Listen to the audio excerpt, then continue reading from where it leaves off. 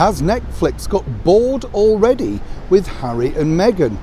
Hi, good morning, Neil Sean here in the heart of London. Thank you for your company today. And that is one of the big breaking stories coming out of London today. I kid you not. Now, as we know, Netflix is a huge multinational giant, streaming that is. It's interesting also, I don't know if you've noticed this, how Netflix have really increased their, demand. Not just demand for subscribers, but also their product. You know, say a couple of years ago, they never would have been included in anything to do with the Oscars, but now they are a very strong force. But for someone like Meghan Markle, she should now be very worried because Netflix don't simply sign you and then basically sit back and hope you're going to deliver.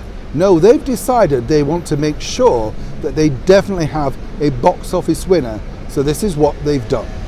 Netflix have just signed a mega deal to purchase some of the most famous children's stories in the world. We're talking, of course, about the splendid author Roald Dahl, who really, his work is known, from every generation, and it's constantly being remade. From The Big Friendly Giant, of course, to The Chocolate Factory, everything. I love his work. I think he's an absolute genius. But now Netflix have decided that they're going to push ahead very quickly with more animations based on, of course, his successful books. Now, this could prove tricky, simply because if you are Meghan Markle, you're coming out of the traps with a brand new idea, called Pearl, which will be executive produced by David Furnish. Now, the problem that you have is when you present two products out of the same studio stable, people tend to go for the one that they know the most. They feel comfortable with, particularly where subscriptions are the key. So for Meghan now, she must be incredibly worried.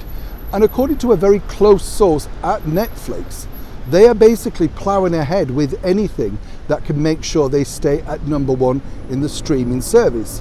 So as I told you before here on this show, it could be simply the fact that Netflix underwrite this particular deal off with both Harry and Meghan, simply because they've got masses and masses of publicity out of just signing the duo, and it's small change to them in return of what they've got worldwide. And so perhaps, as one insider told me at the streaming giant, we will just push ahead with things that we know our public, and more importantly, our subscribers want to see. Hopefully that doesn't mean the removal of Meghan and her Pearl. After all, I can't wait to see that. Neil Sean in the heart of London.